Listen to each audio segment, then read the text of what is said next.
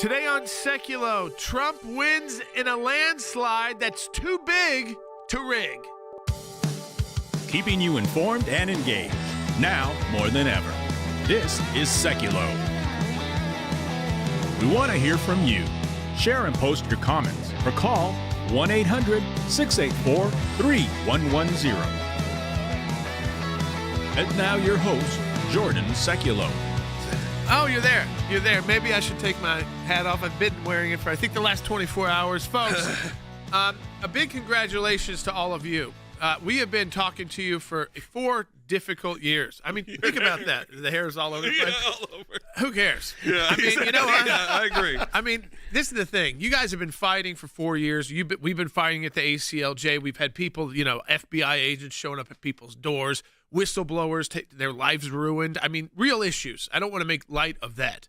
So when you get a victory that literally no one was predicting, that is a landslide victory amongst all of these different demographic groups, really what you saw last night was the cornucopia of America voting for President Trump. You looked into every demographic where it was African-American, women, men, young people, young men. You looked into the, Hispanic vote, the Latino vote, however you want to divide that up, both men and women there, and also geographically when you look at the map. Yes, you've got your New Yorks and your West Coast, but even there, if you start looking close in those places, it wasn't like Donald Trump was getting destroyed by states we weren't even competing in.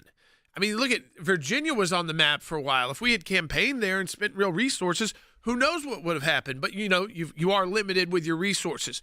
So this is what I think we have to do today. Rick Grenell's going to be on with us. Mike Pompeo's going to be on with us. We're going to break through the numbers where we are. Of course, we know Donald Trump will be the 47th president of the United States. I have told you that from this moment till Inauguration Day could be a very dangerous time. And I'm not going to focus too much on that today because this is a day to celebrate America and America voting and America coming out and saying we're not afraid to vote the way that we feel is best for us and feel is best for themselves and their families. And that is what we saw, Logan. We saw people saying, I don't want any more of this Biden, and especially not from Harris, because she was never able to tell the American people what she even wanted to do. So she was running 2 ads at the same time that were different on Israel, 2 ads at the same time, different about the economy. People picked up on it because we live in a national country with national news, and she treated people like they were these voting blocks without their own brains. Yeah, I think we actually have a time where people actually voted against being told who to vote for. They didn't want to hear it from a celebrity. They didn't want to hear it from anyone. They wanted to make up their own minds. And what they really voted for was the fact that the economy is bad. We need to fix that. And they want their families to feel safe. And there was that bit of relief last night where it felt like, we can live in a country again where I'm not worried 24/7 about my family and their security and their safety. And I wasn't expecting to feel that way, and I did. I went to sleep with that feeling, with that emotion of 100 pounds being lifted off of my shoulders, not because of social issues, not because of anything like that, purely the safety and security of our country, and therefore our families. So I think that, to me, was the big moment. And, of course, this is a big referendum on what has been happening over the last 4 years. Yeah. And it was wild. I didn't expect it. I went in. I thought we'd be on air with you right now, not knowing. And yeah. I said, but if you listened to me yesterday, what I said I was praying for, seriously, for the country and for everyone, every voter out there, was that by the time we were with you tomorrow, we would know who the next president of the United States would be. We know likely the makeup of the U.S. Senate. We know that the Republicans will take control of the U.S. Senate. The big question now is the House of Representatives. We've got those numbers for you. We'll break them down later in the broadcast. But first, I think we want to focus on how we got this victory. And it was a victory that you all folks have been fighting for 4 years. It has been a long fight with prisons and jails and lawsuits and people losing everything because they believed this much in what America had the potential to be. We'll be right back on Sekulow, taking your calls, talking to Rick Grenell. Support our work because we're going to look at those House races wherever we need to help there. We will. AClj.org. Donate today. Donald Trump will become the 47th president of the United States. Look what happened. Is this crazy? Overnight, a stunning victory for Donald Trump, with NBC News projecting the 45th president is now set to serve again as the nation's 47th. This will truly be the golden age of America. The former president flipping back critical battlegrounds he lost in 2020. This will forever be remembered as the day the American people regained control of their country. Donald John Trump addressed his supporters just before 2:30 this morning, emerging to a huge round of applause after a night that seemed to break his way early and often. I want to thank the American people for the extraordinary honor of being elected your 47th president and your 45th president. The race ultimately coming down to 7 swing states. Trump may now sweep all of them. After 11 p.m., the first one was called for him, North Carolina. The former president later winning Georgia, then Pennsylvania, clinching victory in Wisconsin. The former president winning with a coalition driven by white voters, men, and first-time voters, a group he lost in 2020 but won this year. They came from all corners, union, non-union, African American, Hispanic American, Asian American, Arab American, Muslim American. We had everybody, and it was beautiful. Not only does he win what appears to be a decisive Electoral College victory, it seems like he is on the verge of winning the popular vote as well. So he comes back to the White House. Remarkable when you consider the way he left the White House in January of 2021. He comes back to the White House with a mandate. The majority of the American people, ultimately, when all the votes are counted, will be saying they want Donald Trump to be president.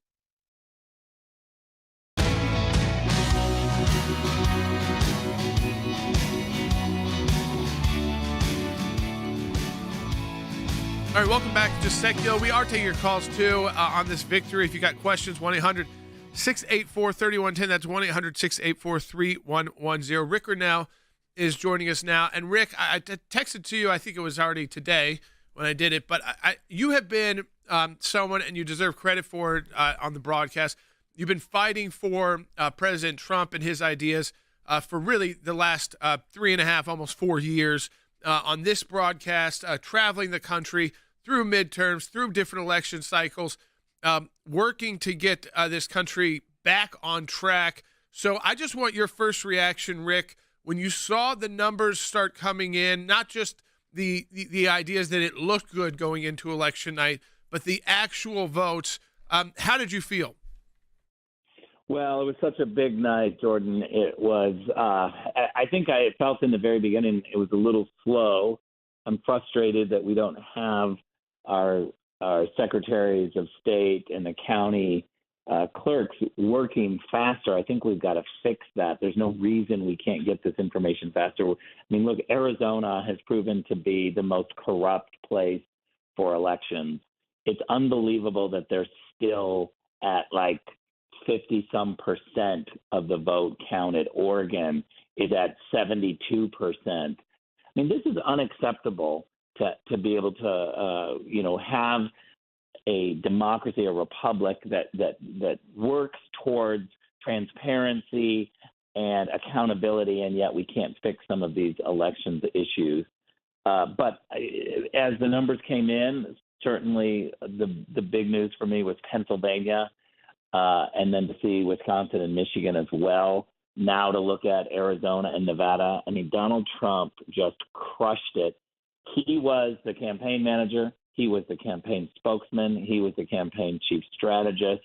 What we have now learned is that Donald Trump has been running ahead of every single politician who is winning in these elections from the Republican side. He is the leader of the party. We're going to be talking about for the next 20 years who the Donald Trump America First candidate is, and he deserves every single credit for this. Yeah, I mean, I think so. I mean, he was, listen, even before being shot, I mean, and I say that, Rick, really honestly, I mean, the legal lawfare that was launched against him, I mean, we spent 2 years fighting back on that. I mean, I did interview. I remember getting up at 5 in the morning every day doing interviews on Fox and Newsmax, those places, just trying to update people, but also trying to keep people calm that this would not impact his ability to run the race, that he's not the kind of person that this would sidetrack. And he proved that as well, how tough he was, not only dealing with that, but dealing with the threats that he faced and the actual attempts on his life that he faced. I know a lot of I think before I get to that question, I know a lot of our listeners, our viewers right now, Rick, one thing I'm sure they'd want to hear from you is what was it like to be around President Trump last night and the family and those who have been fighting, 24/7 for 4 years to get him back? Look, I was nervous. People around me were nervous, and you'd look at President Trump, and he was calm. He was taking calls. He was looking at data, but smiling, joking, always taking time to talk to people. And I was like, wow, this is unbelievable how cool he is. It just and cool, like calm, and I just have to say that watching him last night in the midst of this and how calm he was, it just shows Americans that we have the right leader. He maintains this calm, cool, collected attitude, whether it's about him, whether it's about the safety of our country. He literally is just somebody who is focused, and I think God's got his hand on him. I think he's blessed as a great leader, and we're lucky to have him. This is Logan. I was going to text you too, but I was like, it's 1 a.m. I'll let you know tomorrow. I think it can't be understated also how much people like you, and of course the bringing together, when you see that room last night, and there's Elon Musk, and there's Dana White, and there's you, and there's Tulsi Gabbard, and RFK, and this group of people, an unlikely maybe pairing of a lot of different people. It really showed that there was this broad, it almost, this morning when I saw those pictures, I went, well, of course this is how it went. These are people that even my 10-year-old or my 12-year-old son knows who they are, appreciates the work they do, knows about it. This was sort of America right there in that room. Yeah, there's no question. I mean, having Tulsi and RFK Jr., two high-profile Democrats who came over, and while they don't agree with President Trump on everything, they just said he's the best for the job. That was amazing. I think it was remarkable. And look, I did a lot of work with the Arabs and Muslims in Detroit, Dearborn, Michigan, literally the center of Democrats and Arabs for the last decade. They voted for President Trump. He won Dearborn, Michigan. And now you think about why. It's because people want peace. They don't want wars. And Donald Trump proved that he knows how to deliver peace through the Abraham Accords, through the Kosovo-Serbia negotiations, 4 economic agreements that he got. This is somebody who knows how to deliver because he's a businessman. He wrote the book, The Art of the Deal. He knows how to do this, and I think you're going to see a lot more of this deal-making for America in the next 4 years.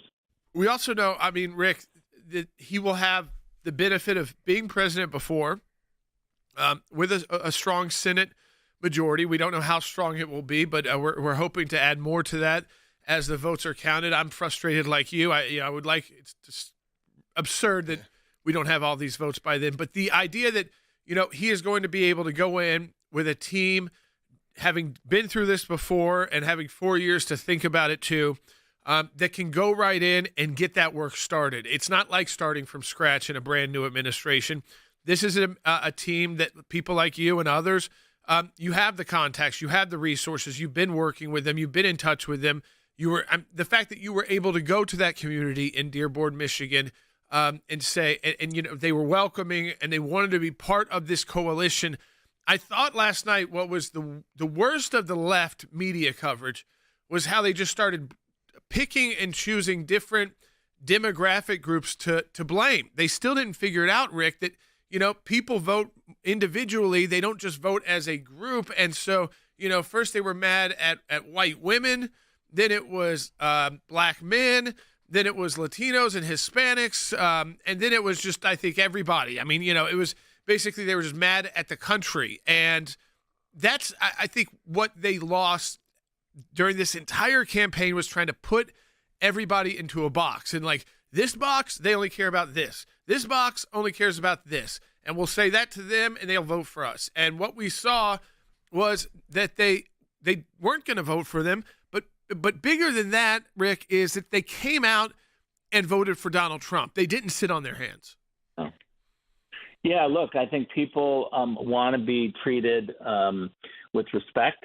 They want to have a discussion. Nobody in America is black and white when it comes to their views on policy issues. And you need to be able to have these conversations. I mean, look, getting peace is really difficult because you've got to work hard at it. It's so much easier just to ignore problems and let them fester into chaos or war. And I think the same goes for winning elections. You've got to show up. Look how hard President Trump worked. He went in to places like California, Madison Square Gardens. He did a rally in New Mexico. I mean, he was really working hard in places that people didn't expect. And you compare that to Kamala Harris. Kamala Harris didn't go to Dearborn, Michigan. It reminds me of Hillary Clinton not going to Wisconsin. When a Democrat doesn't go to Dearborn, Michigan, to the heart of Democrat votes, you have to ask yourself why. What's the problem? So, Rick, for our listeners, I mean, I think the priority right now, once we all settle down from, and again, I want to give people a day to celebrate. They deserve it. They have been working hard too for 4 years. They've been going through it with us. They've been fighting with us. They've been telling their friends and family. They've been supporting President Trump for literally longer than even the campaign because they saw how he came under attack with the lawfare, with the raids. But then I think, we have to get back down to it, and we've got these races out there like the House races. And I think that's probably where, finishing up some of these Senate races, Rick, and then looking at these House races where there could be some runoffs and legal issues, I think that's where we've got to look. Yeah, we got to finish this race strong, and then, you know what? We got 2 years from now, we got to do it all over again. Our work never quits to make America great. Absolutely not. And Rick, it's been an honor, again, having you throughout this process. Congratulations to you. And you really have been one of the strongest supporters of President Trump, clearest supporters of President Trump. You've been all over the world, putting it all on the line. And again, you deserve one of those days too, to just take those congratulations. They are heartfelt. They are serious. And we appreciate you being part of our team as well at the AClj. And folks, we appreciate you as well. And we're going to do what Rick just said. We're going to make sure we refocus. This is not over, to make sure we get the strongest possible Congress there for President Trump. Support our work at aclj.org. Donald Trump set to return to the White House, elected the 47th president of the United States. I think that we just witnessed the greatest political comeback in the history of the United States of America. This is the greatest political comeback since 1892 when Grover Cleveland lost the White House and won it back. So what that means is, love him or hate him, Donald Trump isn't just a once-in-a-generation talent, he's a once-in-a-century talent. This is a big deal. This isn't backing into the office. This is a mandate to do what you said you were going to do. Get the economy working again for regular working-class Americans, fix immigration, try to get crime under control. He expanded the Republican Party. When you're carrying 41% of the Hispanic vote, 25% of the black males, we haven't seen those type of numbers for almost 50 years for Republicans. So this is a window of opportunity for the Republican Party to actually solve problems, expand and welcome more people in the party. What you see now around Trump, Vlad, is not just a political movement or the Republican Party, but a culture of people in the business community, in the policy community, from Robert F. Kennedy Jr. to potential CEOs from major Wall Street banks, to Elon Musk, to former Tea Party members of Congress, to centrist members of Congress. Keep in mind, this is the matchup the Democrats wanted. They thought Trump would be easier to beat. Part of the reason why they launched this campaign of lawfare against him was to rally Republicans around him so that he would be the nominee. And that may have been a grave grave political miscalculation. With winning the popular vote on pace for 312 electorals, that we can change this country. Every single vote matters. And so I think there's a renewed sense of optimism. There's a sense that we can come together and do this. And we heard from the president last night. He is very focused on making sure that he brings everyone together. We put aside these partisan differences.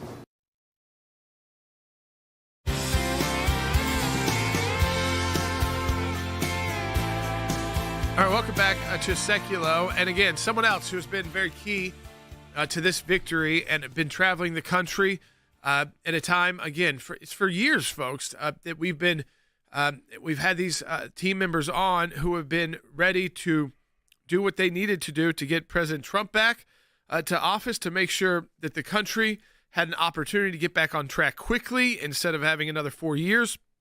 And we are joined now by former Secretary of State and our Senior Counsel for Global Affairs, Mike Pompeo. And Secretary Pompeo, I know I texted you last night or this morning, I guess, but just your reaction from this overwhelming victory from so many different parts of America's fabric, which was so encouraging to me and my family, which was to see all of these different groups of people come together to support President Trump, his message, his ideas, and what he wants to do for the country and the world.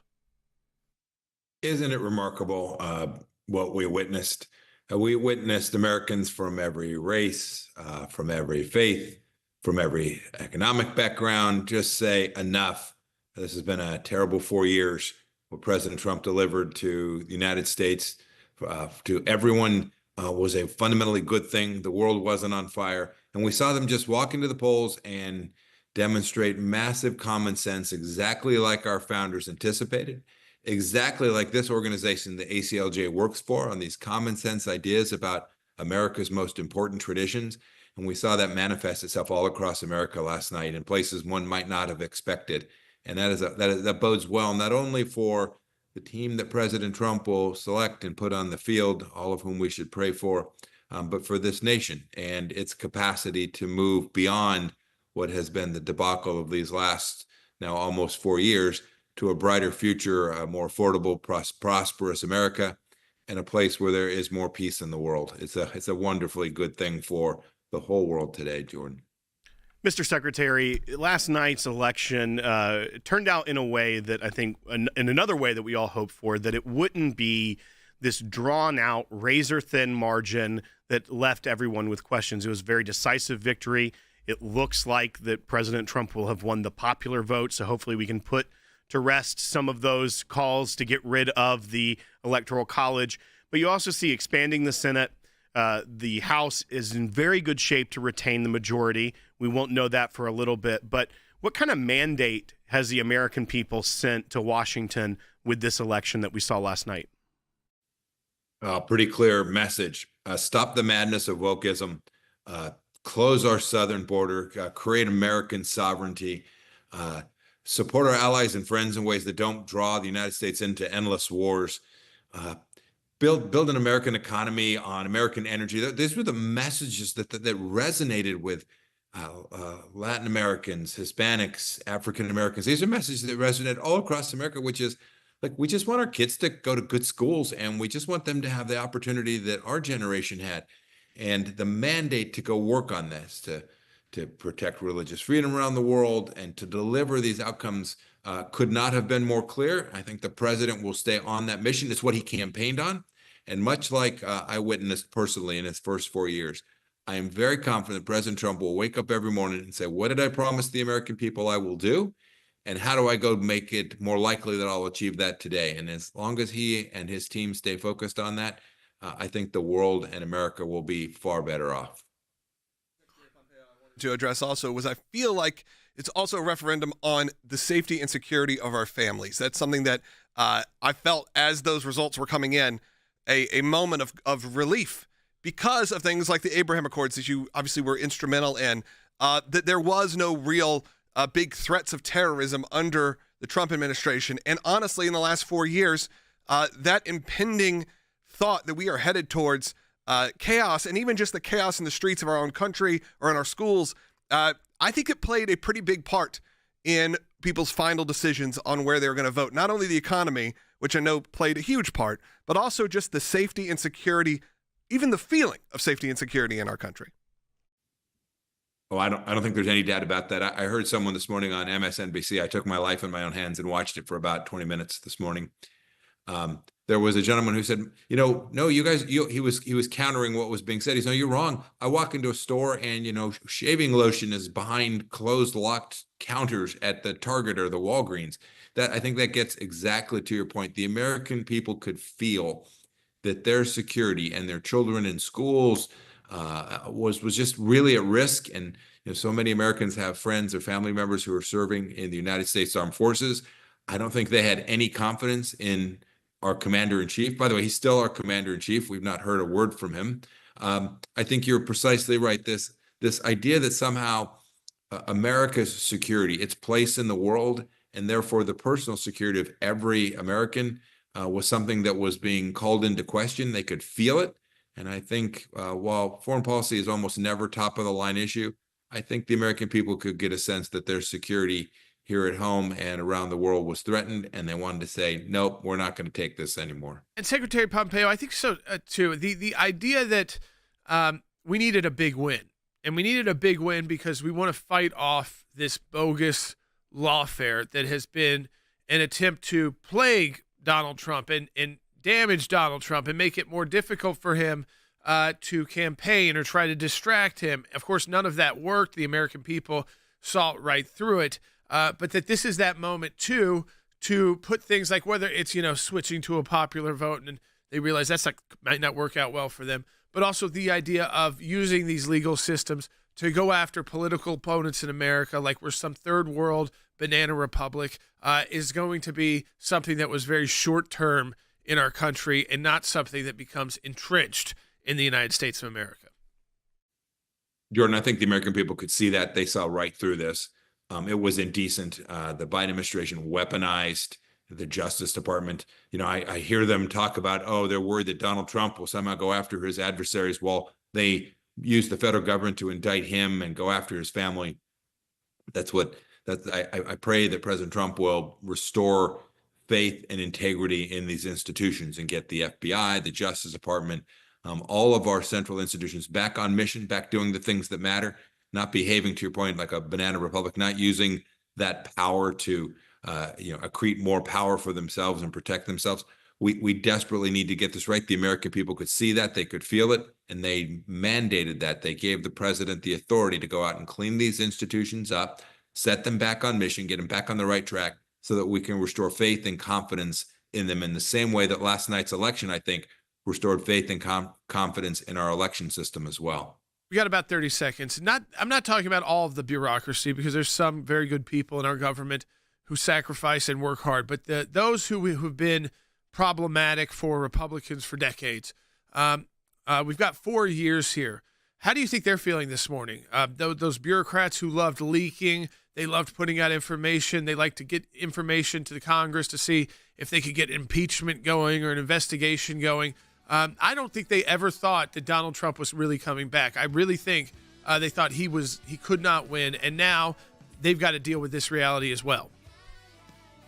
Jordan, you're right. There's some great people that have dedicated their life to service of America, and then there's a bunch of folks, I saw them at the State Department, who tried to undermine President Trump and me and what we were trying to achieve. I guess I hope not what they're thinking this morning. I hope that they are sharpening their resumes. I hope they're all trying to figure out what they're going to do next, because the American people deserve better than having people undermining what it is that they voted for yesterday and what they're demanding President Trump do. And we need every federal official to deliver against that mandate. Absolutely right, and they should. This is a mandate to get them out. We'll be right back on Sekulow. This election is crucial. Your voting rights are under attack. The radical left wants to legalize what went wrong in 2020. Mail-in ballots, banning voter ID, and ballot harvesting, risking fraud. With Biden-Harris policy inviting illegal immigrants, fears of non-citizen voting rise. The AClj defends your right to vote. Our legal team is fighting in battleground states and filing lawsuits. We won the Trump ballot ban case at the Supreme Court and are ready to return if needed. Breaking news. The Supreme Court rules former President Trump back on the ballot. President Trump is going to remain on the ballot. Go to aclj.org/election hotline.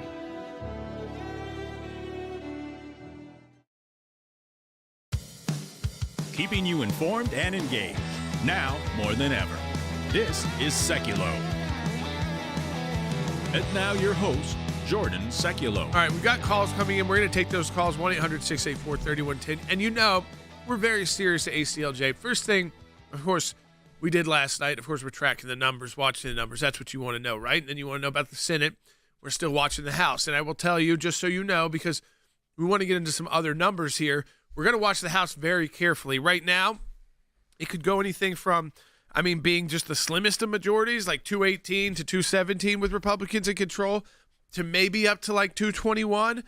So it would be nice to have a little bit of a breathing room in there in the House of Representatives, but it is not guaranteed yet that Republicans will keep the House. So there is work to do. There will probably be some of these that will be recounts. I go back to what Rick said, too, about just the fact that the voting is just, it should not be, after 12 p.m. Eastern time and votes can't be counted in the entire country. It's just absurd. It doesn't make sense. It drives people up the wall. Now, it wasn't as bad this time when it came to the presidential, but that's because we had a wave election, a huge wave election. And I just kind of want to go around to each of you, Logan, because I think when I was watching it, it was kind of just, it wasn't jaw-dropping. It was that feeling like, oh, this is happening again. Yeah, I think that's how I felt. One, we got to go back to this. If Florida can count all the votes, like 98% of the votes, within an hour, right? We need to get to the point where every other state can probably do the same. We need to go look to Florida. Now, Florida, look, we go back to 2000.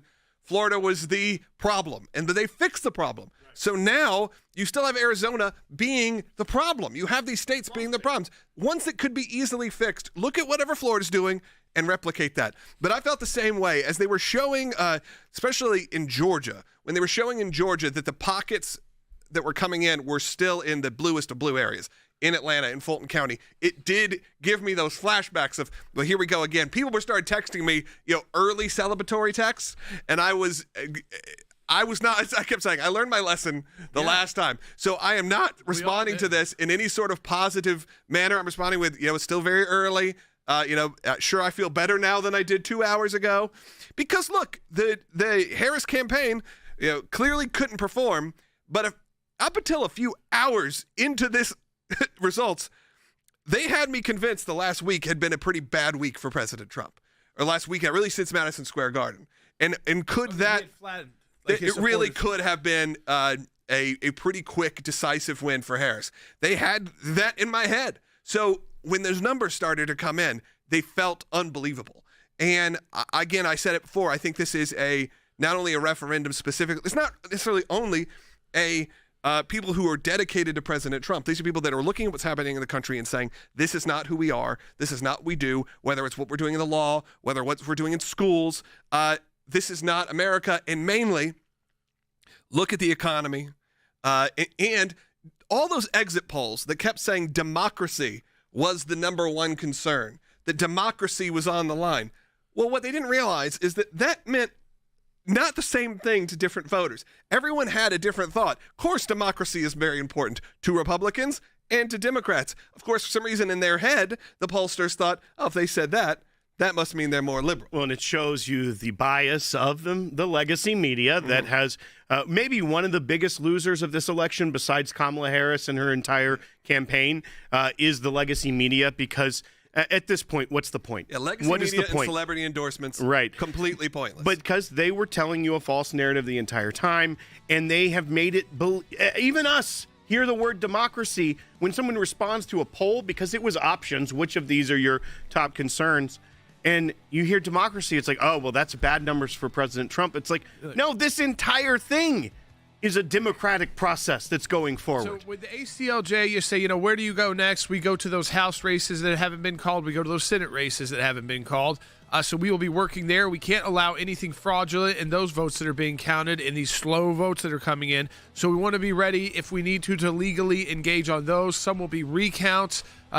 All that involves legal processes, so we're going through those as we speak right now. Support the work of the AClj at aclj.org. You still get double the impact of your donation, so whatever you donate, we will get double. Right now at aclj.org as we protect the vote. We'll be right back on Sekulow.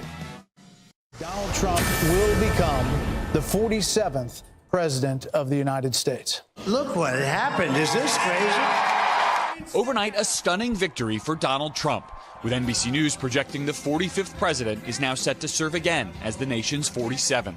This will truly be the golden age of America. The former president flipping back critical battlegrounds he lost in 2020. This will forever be remembered as the day the American people regained control of their country. Donald John Trump addressed his supporters just before 2:30 this morning, emerging to a huge round of applause after a night that seemed to break his way early and often. I want to thank the American people for the extraordinary honor of being elected your 47th president and your 45th president. The race ultimately coming down to 7 swing states. Trump may now sweep all of them. After 11 p.m., the first one was called for him, North Carolina. The former president later winning Georgia, then Pennsylvania, clinching victory in Wisconsin. The former president winning with a coalition driven by white voters, men, and first-time voters, a group he lost in 2020 but won this year. They came from all corners, union, non-union, African American, Hispanic American, Asian American, Arab American, Muslim American. We had everybody, and it was beautiful. Not only does he win what appears to be a decisive Electoral College victory, it seems like he is on the verge of winning the popular vote as well. So he comes back to the White House. Remarkable when you consider the way he left the White House in January of 2021. He comes back to the White House with a mandate. The majority of the American people, ultimately, when all the votes are counted, will be saying they want Donald Trump to be president.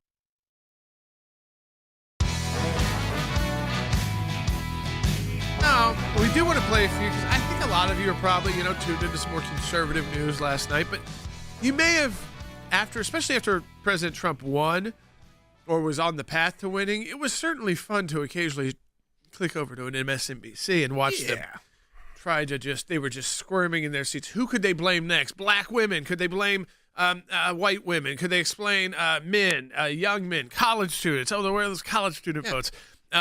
Middle Easterners, Arabs, I think Muslims. the answer to all of that, though, is we got to get rid. Everybody they wanted to we blame. got to get rid of these. This is how the people vote because of their skin color and all that. We're done with that.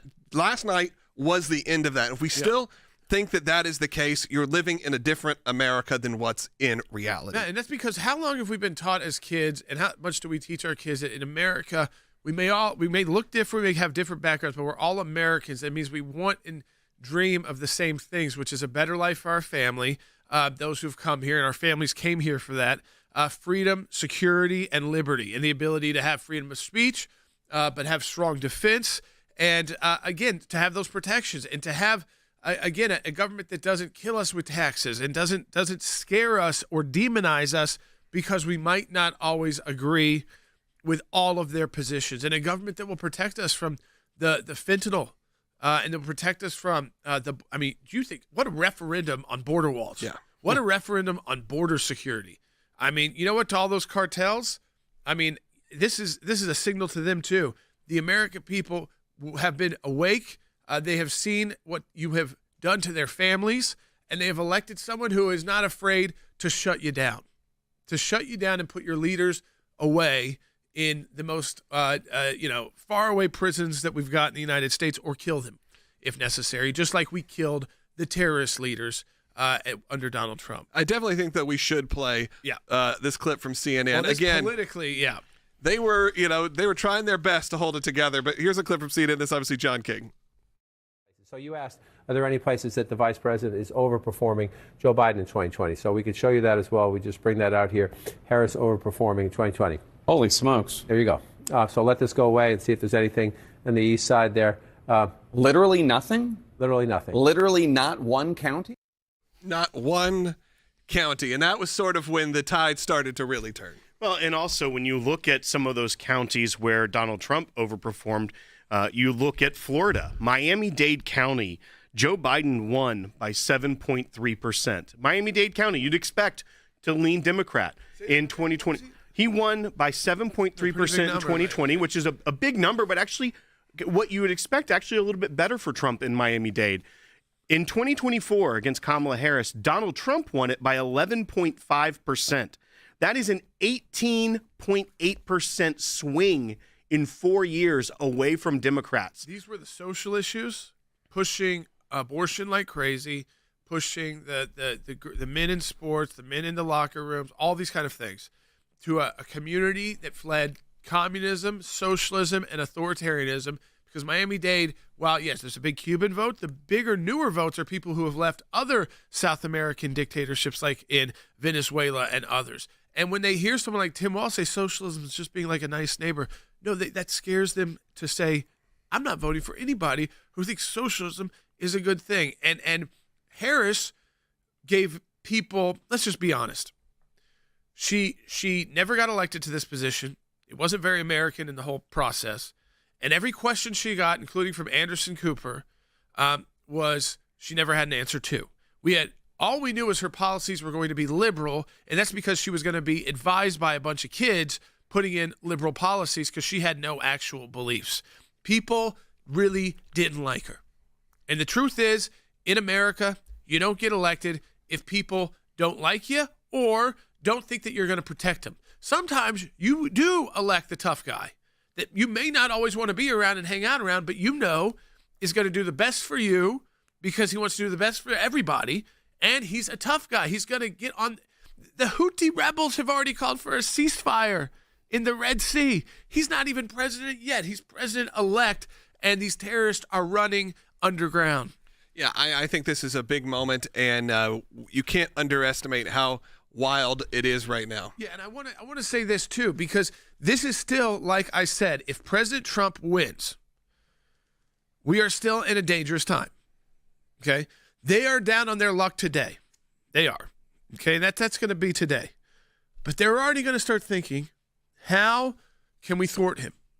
How, if they truly believe that he is a threat to democracy, how could they just let this go? Right? Even if the American people are, in their mind, just ridiculous and absurd that they would vote for him. So what do they have planned? And how do we prepare for whatever onslaught's coming? Well, let's get that House number as high as we can. So let's get those votes counted. Let's get that Senate number as high as we can. And groups like ours, the legal groups like ours, are ready to go today, like I said we would. I told you I think it could get very dangerous between now and Inauguration Day. Now, we got a wave election. So it wasn't like they barely lost. And the Democrats can't claim that. They got destroyed. It wasn't like, oh, the map just looks bad. If you actually look inside the votes within the map, they were nowhere close in a lot of these states. They were way off. They were losing suburban Philadelphia by percentages. I mean, these were places that should have been walk in the park for them. But, again, we have to be ready because we know people like Adam Schiff are heading to the U.S. Senate. Yep. There's still an opportunity. There is still a chance they take the House, the Democrats. Will they be impeaching President Trump every way, even though they're with a Republican Senate? I just want to be ready to push back hard because I want President Trump and his team to be able to implement as many policies, get the right people in place as they can as quickly as possible. And we set that tone starting today. And that's why we encourage you to support us at AClj.org. Remember, they didn't want him on the ballot, and we beat them back at the U.S. Supreme Court. That's how scared they were of Donald Trump, truthfully. Truthfully, they didn't want to run against him again. That should have told you a lot right there. But then second, they wanted people to vote who were not citizens, and they fought that through the DNC, and we beat that back. And then, they thought, oh, if you file those, though, the Hispanics won't vote for you. They don't like you. The truth is, American people who come from Hispanic origin or Latino origin are Americans. They don't want people who shouldn't be voting to vote because that cancels out legal votes and their votes. So their issues, their ideas, their hopes and dreams for their families are all the same. We're all pretty similar. You might be in a different spot in life. You might be dreaming bigger than others. But we all, families, came here for the same reason and have fought for this democratic republic for the same reason. The FOIAs, the attacks on whistleblowers, we are going to be able to do a lot of work there, folks, to get rid of so much of the deep state bureaucracy. But we're going to need you to stand with us. They're not going to go easy. They're not going to go easy.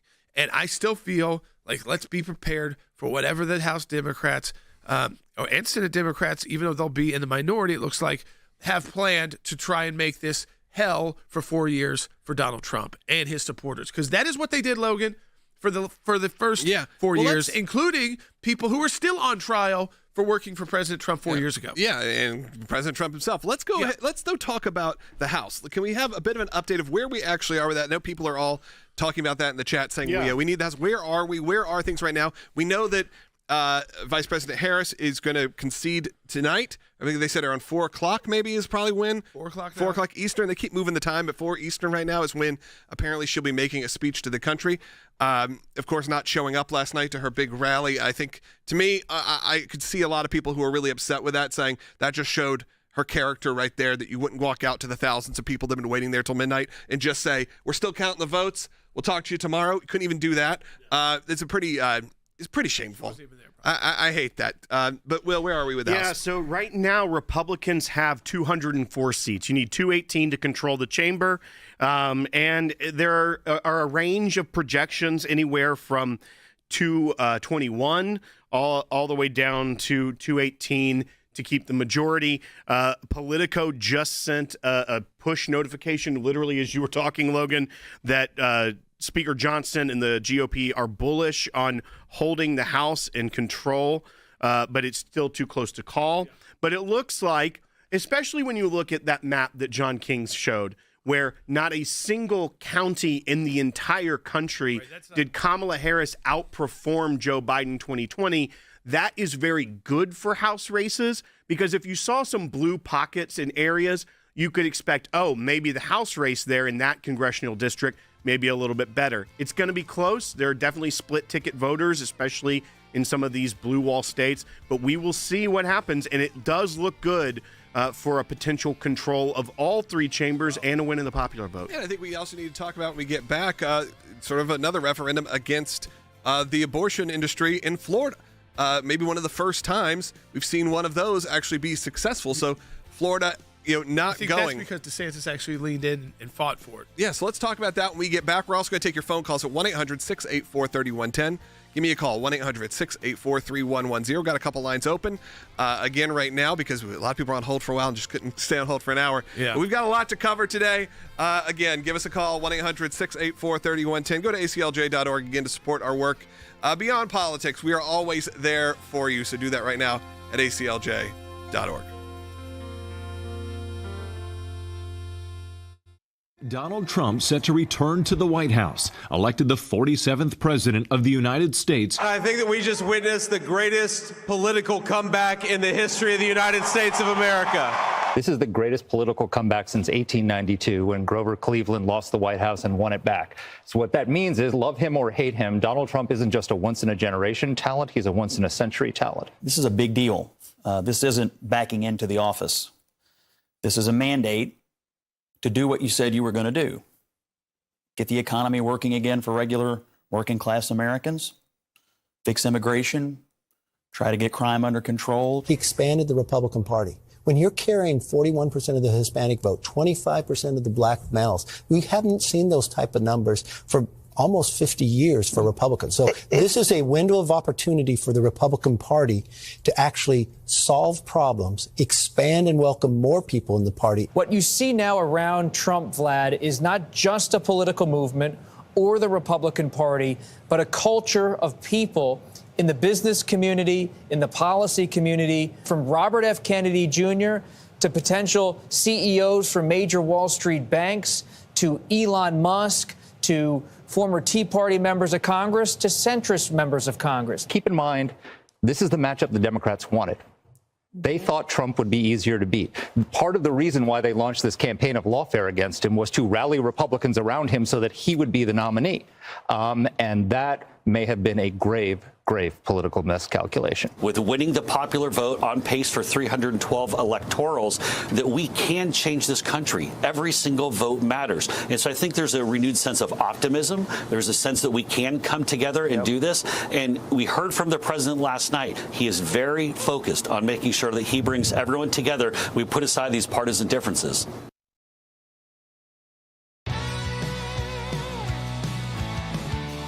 Back to Sekulow. Yeah, throughout this week, too, we're going to keep breaking down more and more for you. I did want to give people a day to celebrate as well. I mean, it's fun to watch the meltdown of the left, especially because they've been so nasty. I mean, they have been so nasty about all of us. They've called us racist. They've called us Nazis. They've called us fascist. Now they have to call us winners. Because we landslide winners. Landslide wave winners. Like, we just beat their chosen candidate because they got rid of the guy who was supposed to be their candidate, and they got to pick and choose who they wanted, and that worked well. Look, I think that should have been a moment maybe we need to look back on. Is there was that lip-reading conversation between Barack Obama and Joe Biden at, I think it was at RFK Jr.'s mom's funeral, and there was a conversation where it was like, she's not that strong. I probably could have done better. That's paraphrasing, but I think they knew. They knew in those moments things were not going their way. The spin was out of control because the media has such a hold that there's no way that you could say she didn't have a chance. But I think they knew in the back of their minds that this was not going to go this way. Let's go ahead and take some phone calls. A lot of you are calling in. Let's go to Alex first. Listen on Sirius XM. Alex, you're on the air. Hey, guys. I just want to say hats off to you and the great job you do, and I appreciate you. Over-the-road truck driver, and listening to you keeps me informed and makes the day go by a lot better.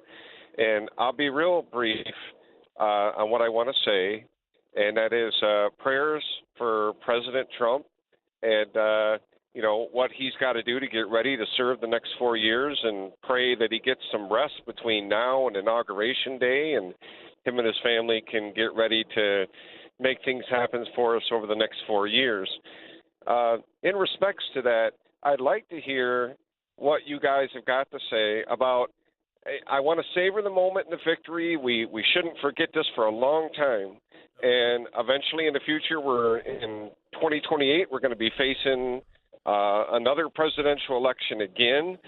What would you say would be the best way that Trump could show J.D. Vance and people that could be potentially on the horizon, that they're intricate parts in his policy making of the next 4 years to carry on 4 years beyond that? So that's all I want to say, and thank you for a moment. It's a really good point, because he's going to be having to bring up the next generation of leaders. Obviously, J.D. Vance is one of those as vice president now, but there'll be others in the cabinet. There'll be others part of the team and others that will run. To look at what he did and to say, let's take that and let's take it to the next level. Because you can't stop. You can't stop growing, right? You want to take what he's done and you want to, as you said, learn the intricacies, but also say, how do we take this and get more votes this way? We should be investing. We learned new places we should invest.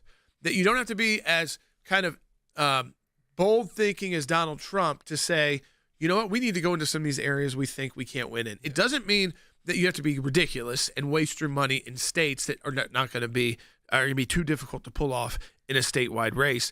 And there will still be some of those states in 4 years. But what it does mean is that you can go to communities that the left tells you have no chance in and actually win. And that's how you start a wave. And that's how you also build walls, and you have all of these different paths to victory, where last night, before midnight, she really didn't have a path to victory. No, they were already essentially calling. I was watching a lot of News Nation's coverage. I got to give it up to them. They were calling it way earlier than anybody else, and we're taking some big swings, and they were right 100% of the time. Donald Trump has a lot to live up to now. No, that's what I was saying. Two things have to happen. The economy's got to turn around, and the world stage has got to feel safe again. Those are two things. If he does that, remember, we like you said, we're going to have a brand new president in 4 years. Guaranteed. They're going to be running in two. They're going to be running in two. So this is going to be a really short period of time to see if President Trump can do what he says he can do. Now, he did before, so I'm not going to be surprised that he could do it again, but let's just see what happens. Let's continue on with some calls. Annabelle's in California, watching on Rumble, who's an AClj champion, which I really appreciate it. You're on the air. Okay, I just want to say globally and within, our enemies are reloading their political ammunition, as you've said. We must never let our guard down and as citizens become very active in local politics on all levels. We need fierce legal watchdogs to protect our core values and the liberty of individuals at home and worldwide. Please, I ask all of you listening to become an AClj champion. Be assured that you are partnering with the most qualified team of experts to help enable America to reach its greatest potential. God continue to bless our country and the AClj. Thank you, Annabelle. Thanks for all of your support, too, of the AClj, for all of you AClj champions out there who make sure we have those resources necessary. To our legal team who made sure, even if it was somebody who just needed help making sure they were voting the right way, we had that set up. Now we will start looking at these House races and some of these Senate races to make sure there's nothing going on there that they need legal assistance that we can provide at no cost because, again, those are protecting your constitutional rights. And I think she is right in the sense, and I think we saw that last night. It may have been quiet. Well, listen, we live in a very red state. It was still very quiet where I voted. Mm-hmm. And what I realized was, where I am, is that most of the people I was around voted like I did. And we don't all look exactly the same. We don't all sound the same. We don't all have the same economic background.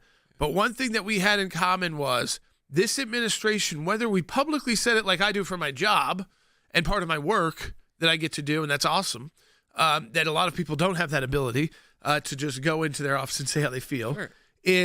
That's how they did it. They've been sick and tired of the way their kids have been taught at school, sick and tired of being told you can't watch what we're teaching them when they were at home with COVID, sick and tired of the attacks on free speech. They they love Elon Musk. He's taking back a space program in the U.S., and the fact that he's doing all of that while also protecting our freedom of speech online against big tech is amazing, and he deserves credit for that. People like Joe Rogan, who have these unbelievable careers where they have made hundreds of millions of dollars and don't have to get into this world of politics if they didn't want to, were willing to put their name on the line because they've got kids too. They have teenagers too. And I don't think they want their kids living in a world where what their dad did would somehow be illegal. Yeah, I want to also say, obviously, there's a lot of people that were fed a lot of lies over the last couple of years. So there's going to be a lot of people on your social media feeds, I'm already seeing in mine, who are in full-blown panic. Pray for those people, and let's show them that what those were lies. Right. We are not Nazis. We are not fascists. We are not trying to destroy democracy. And to those people out there, remember, those people that told you that are all very wealthy, established Washington, D.C. people and military people. Too, we had some of them. If they truly believed that Donald Trump being president was going to destroy America and destroy democracy as they know it, they wouldn't just be sitting on their hands this morning on cable news talking about it. Okay? That was just political rhetoric at its worst.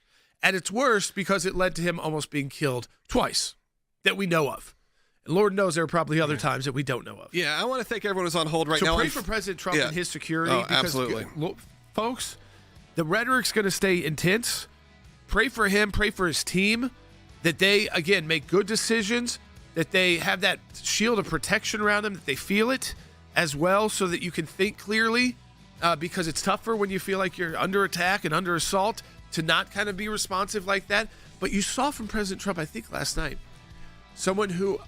maybe for the first time in this kind of acceptance speech, truly grateful to what the American people have given him the opportunity to do, what has only happened once in our history before, which is to come back from being a one-term president and then 4 years later coming back again as president. It's only happened one other time in our history, only time in our modern history any of us have lived through.